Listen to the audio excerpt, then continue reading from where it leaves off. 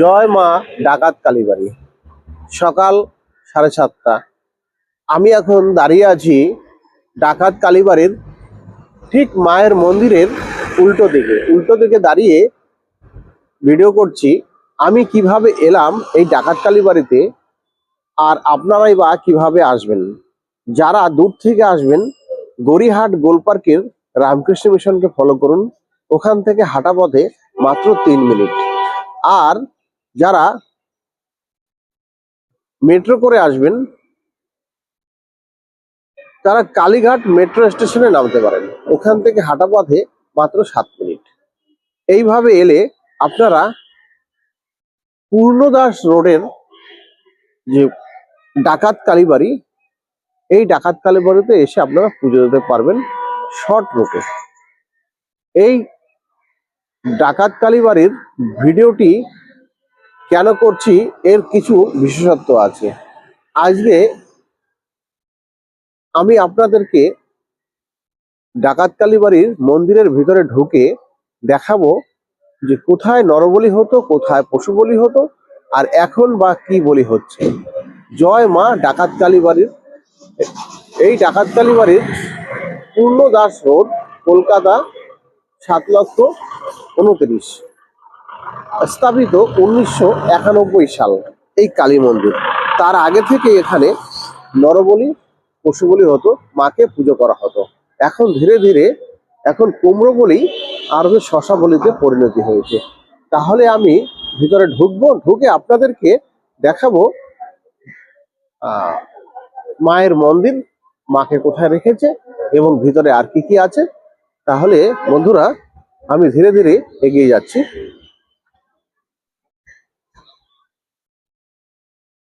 ডাকাত কালীবাড়ির ভিতরের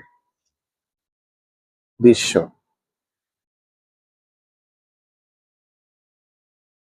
সকাল 7:30 বাজে। এখনই অনেকে পুজো দিতে চলে এসছে। এই হচ্ছে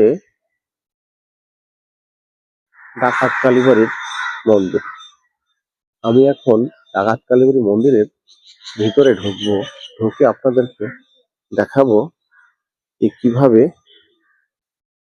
কোথায়। এইটি দেখতে পাচ্ছেন, এখানে নরবলি বা পশু বলি দেওয়া হতো আজ থেকে 150-200 বছর আগে। আর ঢোকার মুখেই একটা শিবলিঙ্গ দেখা যাচ্ছে। এই শিবলিঙ্গ, তারপরে হচ্ছে মায়ের মন্দির।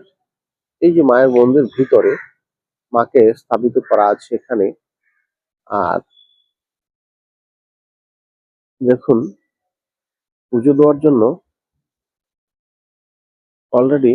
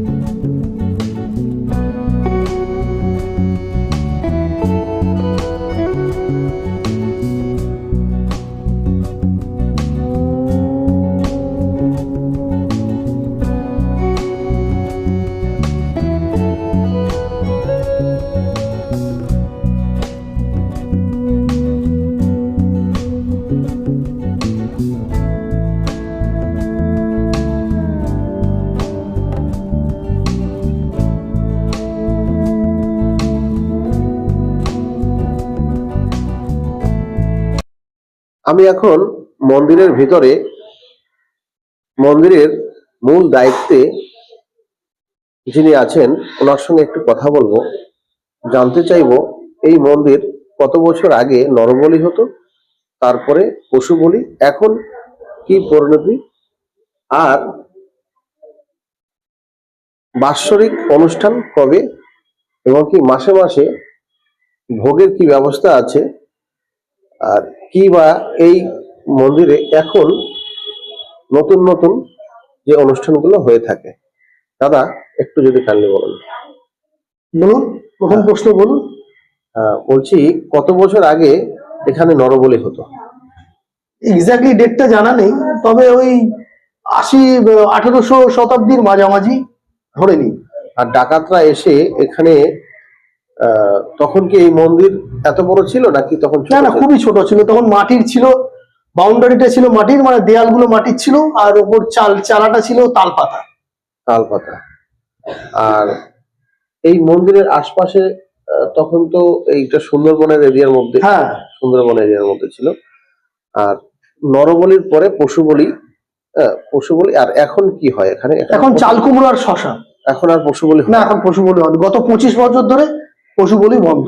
আচ্ছা, আপনাদের এখানে এখন যে নতুন কোনো অনুষ্ঠান কি, কেউ ধরুন অন্নপ্রাশন কি? হ্যাঁ, এগুলো হয়ে থাকে। হ্যাঁ, আদ্র সাদ্র,